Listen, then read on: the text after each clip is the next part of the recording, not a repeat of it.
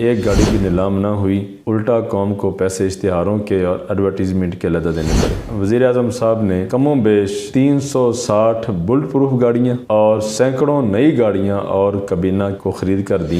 150 अरब dollar की उन्होंने export की है इंडिया ने अपनी सॉफ्टवेयर टेक्नोलॉजी यानी IT का निज़ाम। सऊदी अरेबिया ने 115 अरब डॉलर का सिर्फ तेल बेचा है। इस मुल्क में सबसे ज़्यादा एम्प्लॉयमेंट एग्रीकल्चर में है। आपने उस एग्रीकल्चर के इदारे को 1 टके की इज्जत नहीं दी। इससे बदतर शिकस्त आपको पंजाब में होने वाली है।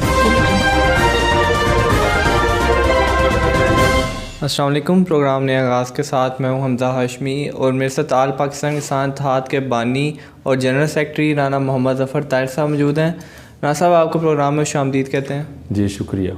आज हम वज़ीर-ए-आज़म इमरान खान के उन दावों में बात करेंगे जो इन्होंने ख़ुद करके अवाम को एतमाद में लिया और अवाम से वोट हासिल किया। राना साहब, आज उन दावों पर नज़र डालेंगे कि इन दावों में से कितने ऐसे दावे हैं जो वफाक हुए और अवाम को उनकी पसंदीदगी का सिला किस हाल में मिला। बिस्मिल्लाहिर्रहमानिर्रहीम। बिलाशुबा वज़ीर-ए-आज़म इमरान खान साहब ने जो इलेक्शन से पहले कैंपेन चलाई पिछले कमो बेश 8 साल, वो कैंपेन जो थी वो एक अजीम नज़रिया कौम को देने की कोशिश की और बातें भी वो बड़ी अजीम थीं। अगर आज उन बातों का जिक्र किया जाए तो कुछ दोस्तों को इस बारे में थोड़ी सी परेशानी भी होती है, तकलीफ़ भी पहुंचती है, वो उनको अच्छी नहीं लगती। हम कहते हैं ये बातें हमारी नहीं, ये बातें तो तुम्हारी थीं। जैसा कि पूरे मुल्क में यकसां निज़ाम तालीम, यूरोप को बार बार वो कंसीडर करते थे कि यूरोप में जो हो रहा है उसी तरह का निज़ाम हम लाएंगे, इंसानों को इज़्ज़त देंगे, गुर्बत का ख़ात्मा करेंगे और करप्शन खसूसी उनका टारगेट होती थी कि करप्शन को ख़त्म किया जाएगा, कि करप्शन से माशरा तबाह हो जाता है, इसमें कोई शक नहीं। सारी बातें उनकी बड़ी सोने के पानी से लिखने वाली थी। लेकिन जब वो वज़ीर-ए-आज़म की सीट पर बराजमान हुए और कौम ने, इदारों ने उनकी बातों को सुनकर एतमाद करके, अंधा एतमाद करके उनको यहाँ तक पहुँचाया, तो उसके बाद जो रिज़ल्ट निकला वो हम उससे आगाज़ करते हैं। आज रिज़ल्ट ये निकला कि सबसे पहले वज़ीर-ए-आज़म हाउस की भैंसों की नीलामी का आगाज़ किया गया। वो भैंसें टोटल कोई शायद 25-26 लाख में भैंसें बिकी और जो नीलामी पे ख़र्चा आया वो भी तकरीबन इतना ही था। इश्तिहार दिया गया उसका, इश्तिहार देने के बाद जो उस पर सारा ख़र्च किया गया वो तकरीबन 20-25 लाख रुपये उस पर ख़र्चा हो गया। उसके बाद वज़ीर-ए-आज़म हाउस की गाड़ियाँ, उनको नीलाम करने के लिए इश्तिहारात दिए गए और गाड़ियों का सारा सिस्टम, लेकिन एक गाड़ी भी नीलाम ना हुई, उल्टा कौम को पैसे इश्तिहारों के और एडवर्टीजमेंट के अलग देने पड़े। उसके बाद वज़ीर-ए-आज़म साहब ने कमों बेश 360 बुलेट प्रूफ गाड़ियाँ और सैकड़ों नई गाड़ियाँ और कबीना को ख़रीद कर दी, जिस पे आज कबीना और वज़ीर-ए-आज़म ख़ुद अयाशी कर रहे हैं। और ये वो वज़ीर-ए-आज़म थे जो कहते थे कि हम किसी पुरानी एक आधी गाड़ी पे सफ़र कर लेंगे, हमें इन गाड़ियों की, इतनी बड़ी बड़ी महंगी गाड़ियों की और मर्सिडीज़ की और V8 की ज़रूरत नहीं है। आज हमारा जो टॉपिक होगा ये किस्त नंबर 1 है। हम इसके ऊपर को 2-4 किस्तें करेंगे। ये किस्त नंबर 1 होगी जो हम वज़ीर-ए-आज़म साहब के दावों पर बात करेंगे कि जो उन्होंने ख़ुद किए थे। कौम की ख्वाहिशात तो दूर की बात, जो वज़ीर-ए-आज़म साहब ने ख़ुद दावे किए थे, हम सिर्फ आज उन पे बात करेंगे। और ये किस्त नंबर 1 होगी उसकी कि वज़ीर-ए-आज़म साहब ने कहा था कि हम प्रोटोकॉल ख़त्म कर देंगे। आज भी जहाँ से वज़ीर-ए-आज़म साहब ने या वज़ीर-ए-आला साहब ने गुजरना होता है, कमों बेश उस रूट पर 3000 पुलिस अहलकार उस पे ड्यूटी कर रहे होते हैं, उस रूट पर जहाँ जहाँ पे इनकी मूवमेंट होती है। सेम सबका उसी तरह, जिस तरह सबका अदवार में कि अगर वज़ीर-ए-आला साहब ने गुजरना है तो हर कोई 100 फीट पर एक पुलिस अहलकार खड़ा है और क्या जो उसको पता क्या जहाँ से ये रूट लगा वज़ीर-ए-आला ने गुजरना है या किसी और सियासी शख्सियत ने या गवर्नर ने या वज़ीर-ए-आज़म ने। सेम उसी तरह निज़ाम चल रहा है, कोई प्रोटोकॉल में कमी नहीं आई। 19-20 की भी उसी तरह निज़ाम चल रहा है। वज़ीर-ए-आज़म साहब ने फरमाया था कि हम निज़ाम तालीम को यकसा करेंगे। आज 3.5 साल होने को है, चौथा साल भी आधा गुजर गया। वज़ीर-ए-आज़म साहब ने जो यकसा निज़ाम तालीम की बात की थी उसमें से उस पर 1% भी अमल दरामद नहीं हुआ। आप किसी भी स्कूल को विज़िट कर सकते हैं, उसके अंदर कोई यकसा निज़ाम तालीम वाली बात नहीं। आज भी एचईसन में या जो दूसरे हमारे इदारे हैं प्राइवेट जो बड़े ब्रांडेड इदारे हैं वहाँ पर, या जो हमारे गवर्नमेंट के ब्रांडेड इदारे हैं वहाँ पर, और जो हमारे गवर्नमेंट के छोटे इदारे हैं, प्राइमरी स्कूल हैं, मिडिल स्कूल हैं या हाई स्कूल हैं, वहाँ पर आज भी निज़ाम तालीम में बहुत बड़ा फ़र्क है। कोई उसके ऊपर ऐसा अमल दरामद नहीं किया गया। अगर अमल दरामद की बात की गई है तो उसमें एक शिक ऐसी दे दी गई कि जैसे वो कहते हैं कि आप ये काम हमारे हुक्म के मुताबिक करेंगे, अगर आपको हमारा हुक्म समझ ना आए तो आप अपना हुक्म भी इस्तेमाल कर सकते हैं, अपनी मर्ज़ी भी इस्तेमाल कर सकते हैं। सेम इसी तरह ये निज़ाम तालीम का जो अभी शोशा छोड़ा गया कि अगर आपको ये निसाब अच्छा ना लगे तो आप इसमें अपना मज़ीद निसाब भी ऐड कर सकते हैं, उसका आपको NOC लेना पड़ेगा। तो साहब ज़र वो तो पहले भी वो यह काम कर रहे थे कि जो वो किताबें पढ़ा रहे हैं किसी का NOC ले लेंगे, किसी का नहीं लेंगे।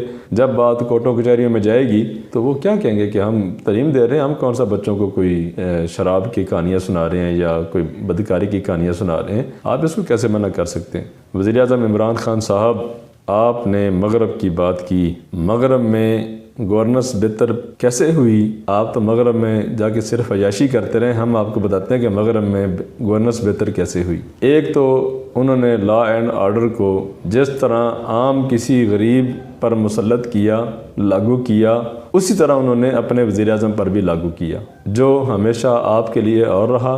जब आप अपोजिशन में थे उस वक़्त भी, और जब आप वज़ीर-ए-आज़म बन गए उस वक़्त भी, वो पहले भी आपके लिए और था और पब्लिक के लिए और है।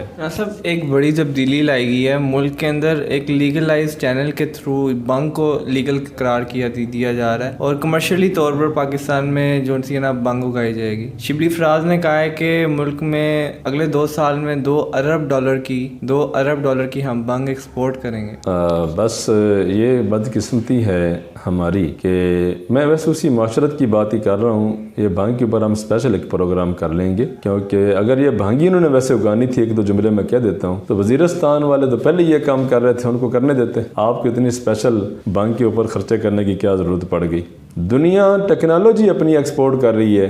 टेक्नोलॉजी, इंडिया ने सऊदी अरेबिया से ज़्यादा अपनी टेक्नोलॉजी एक्सपोर्ट की है। इन्होंने अपनी सॉफ्टवेयर टेक्नोलॉजी जो है, जो अपना IT की 150 अरब डॉलर की उन्होंने एक्सपोर्ट की है। इंडिया ने अपनी सॉफ्टवेयर टेक्नोलॉजी यानी IT का निज़ाम। सऊदी अरेबिया ने 115 अरब डॉलर का सिर्फ तेल बेचा है। कहाँ पे 115 अरब डॉलर का तेल, जो मुल्क तेल बेच पे गुजारा कर रहा है, अपना धरती को चला रहे हैं, उन्होंने 115 अरब डॉलर का तेल बेचा है। इंडिया ने 150 अरब डॉलर की खाली अपनी IT सॉफ्टवेयर टेक्नोलॉजी बेची है, और ये बेचारे भांग के ऊपर गुजारा कर रहे हैं। जब तक मुल्क में एजुकेशन को फ़रोग नहीं मिलेगा, इस मुल्क में अगर इस मुल्क को कामयाब तरीन मुल्क बनाना है तो 2 काम कर लो।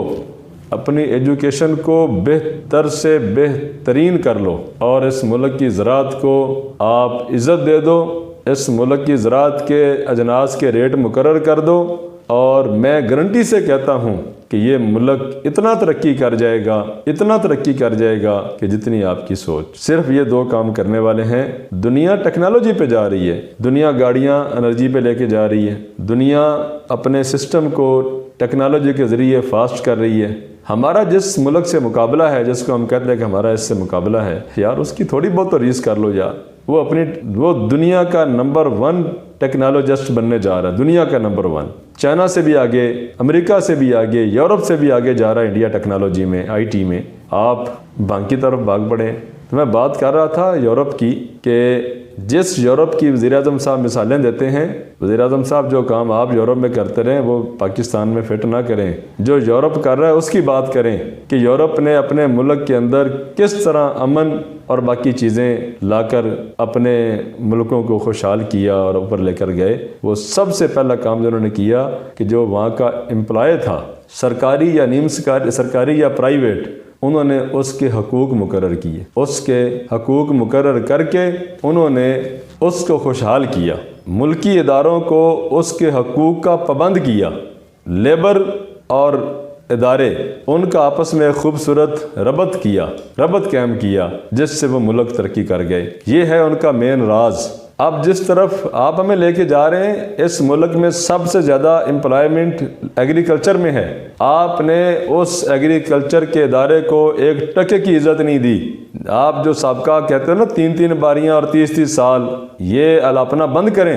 10 साल आपको हो गया KPK में, क्या किया आपने? 10 साल बाद आपने इबरतनाक शिकस्त खाई है वहाँ पर, और जिस बंदे के बारे में आप कहते थे कि इसको पता नहीं टकेगा, उस बंदे ने तुझे वहाँ पर लंबा डाला है, तुझे वहाँ पर लिताड़ा है, ऐसी शिकस्त दी है कि तुम सारी उम्र याद करोगे, और इससे बदतर शिकस्त आपको पंजाब में होने वाली है। ये मैं आपको चैलेंज कर रहा हूँ, आपको वज़ीर आज़म साहब, और आपके पंजाब की बैड गवर्नेंस और बैड सोच की वजह से ये आपको पंजाब में शिकस्त होने वाली है। बैड गवर्नेंस इसमें सबसे बड़ा, और आपके जो दावे थे उसके ऊपर इस लेवल पे किसी ने बैड गवर्नेंस पंजाब में पहले नहीं की जिस लेवल पे आप लेके आए हो। इस वजह से ये पंजाब के अंदर ये हाल हो रहा है, और जब तक आपने अपने इन अमाल को दुरुस्त ना किया, आप जितने मजीद दबंग दावे कर लो, आप ये काम नहीं कर सकते। जब तक पंजाब के अंदर आप किसान को उसकी मजदूरी जिसके ऊपर वो मेहनत कर रहा है उसका सही हक नहीं देते, आप कभी भी एक अच्छे वज़ीर आज़म और एक अच्छे एडमिनिस्ट्रेटर मुल्क के नहीं बन सकते। तो मैं इस सारे हालात में अपने पाकिस्तान के जितने भी किसान मजदूर अवाम हैं उनसे गुजारिश करना चाहता हूँ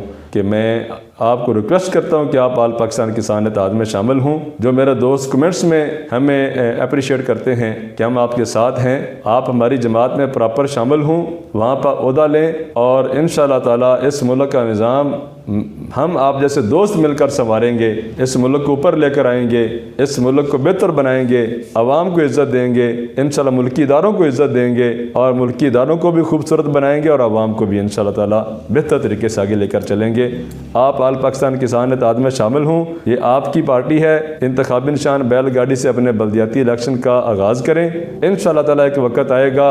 आप हम ये नहीं कहते कि साबका हुक्मरान बड़े अच्छे थे, आप उनसे इमरान खान साहब अच्छे नहीं निकले, ये वो साबका हुक्मरान भी उन्हीं के एजेंट हैं जिनका ये एजेंट है। हम अपने मुल्क के अंदर अपना निज़ाम लाना चाहते हैं, अपना निज़ाम तालीम राज करना चाहते हैं, अपने मुल्क के अंदर अपनी मंडियों को बेहतर करके, अपनी चीज़ों को बेहतर करके, उनकी ग्रेडिंग करके ऊपर लेकर आना चाहते हैं। आप हमारे साथ इस निज़ाम का हिस्सा बने। इंशाल्लाह ये किस्त नंबर 1 है। इसके बाद हम जो इमरान खान साहब के दावे थे गवर्नर हाउस गिराने के, और बाकी दूसरे जो है ना 50 लाख घर, 50 लाख घर, 1 करोड़ नौकरियाँ, इन सारों के ऊपर हम नंबर बाय नंबर इंशाअल्लाह ताला गुफ्तगू करते रहेंगे। आपसे गुजारिश है कि हमारे इस प्रोग्राम को आगे शेयर भी किया करें। इंशाअल्लाह ताला जब आप दोस्त हमारे साथ मिल के इस काम को करेंगे, इंशाअल्लाह ये मुल्क तरक्की करेगा। बहुत शुक्रिया साहब।